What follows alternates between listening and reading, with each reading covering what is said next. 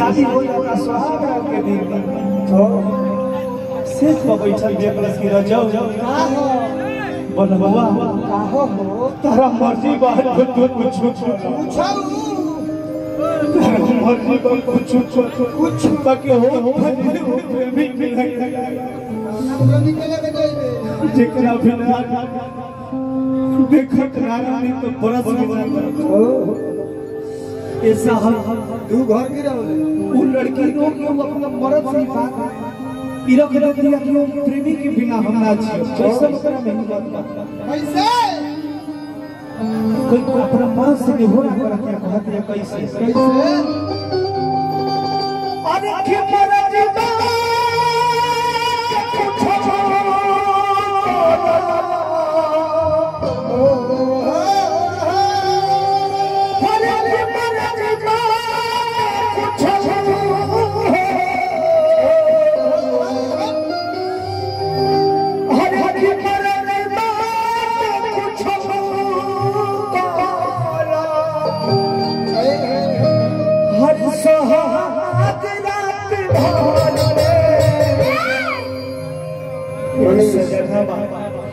वो प्रेमी के लगे जाएगा कि हमारा बनाए सैया कि क्यों दीवाना ये मालिक वो लड़की रोती है साहब वो प्रेमी से नहीं हो रहा करती है कहती है कैसे कैसे अरे कि मर्जी बात कुछ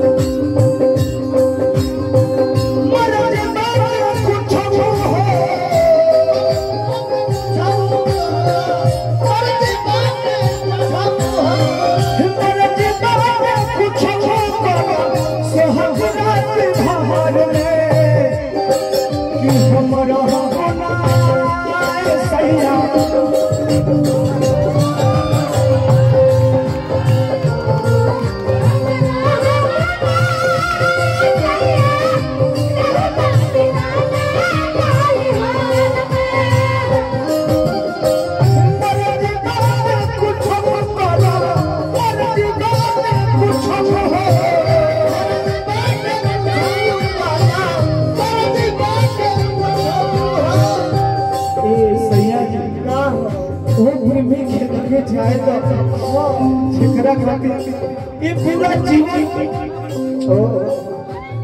बिना सोचने कि दिन होती रात हो प्रेमी से शुरू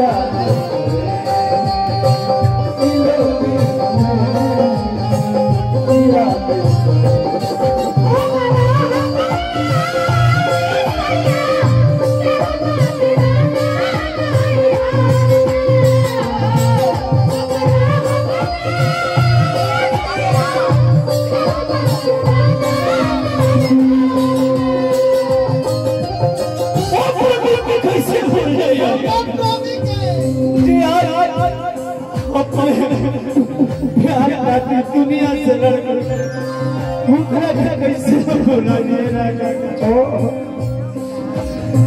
कि नहीं भाव भाती तो ऐलवानी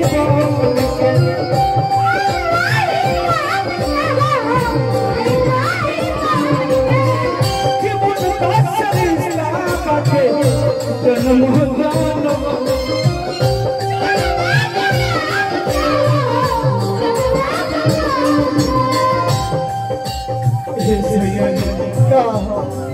जानो करके हमरा कुछ पैदा से तो जीवन बस ऐसे ठीक होगा बाकी वो भी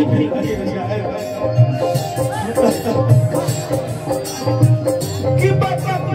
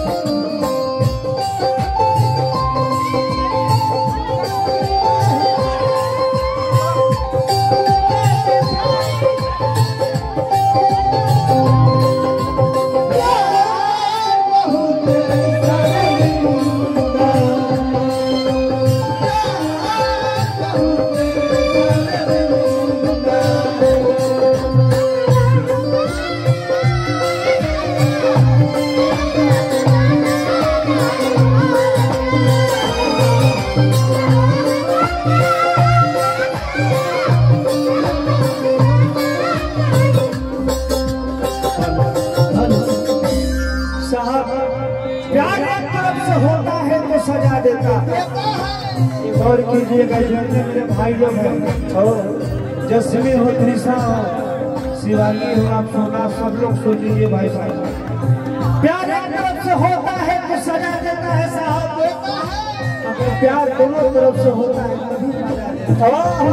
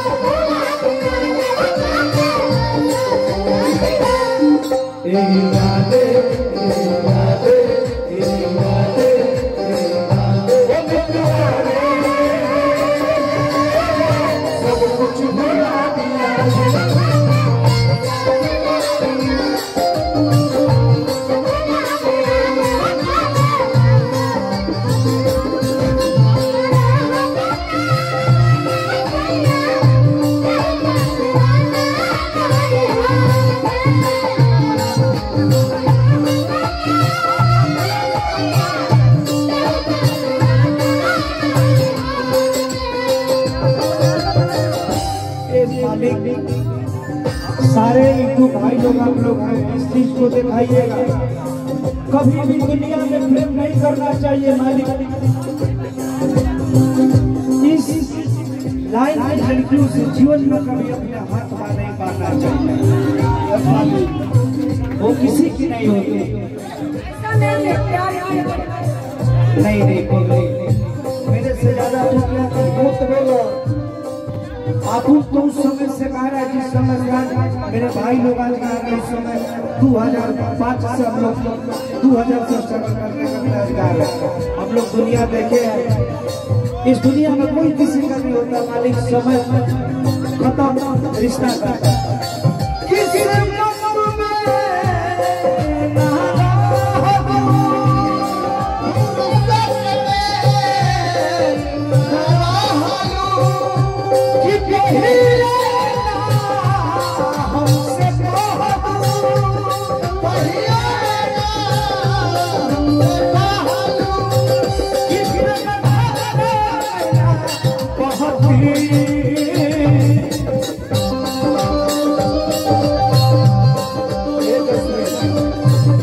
जस्मिन इधर आता लगा रहा है, त्रिशा जस्मिन दोनों तीनों आ जाते हैं।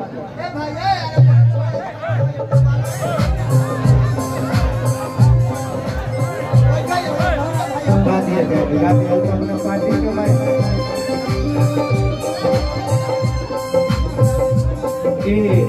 पूजा जी बहुत बहुत धन्यवाद इस गाने का पता दिखाई। लड़कियां तो है वो भी लोग आ जाए, तू भी आ जा, शिवानी सब लोग आ जाए। प्रोग्राम 3 दौर में चल रहा है, इसके बाद रिकॉर्डिंग 2-4 बजे आएगा।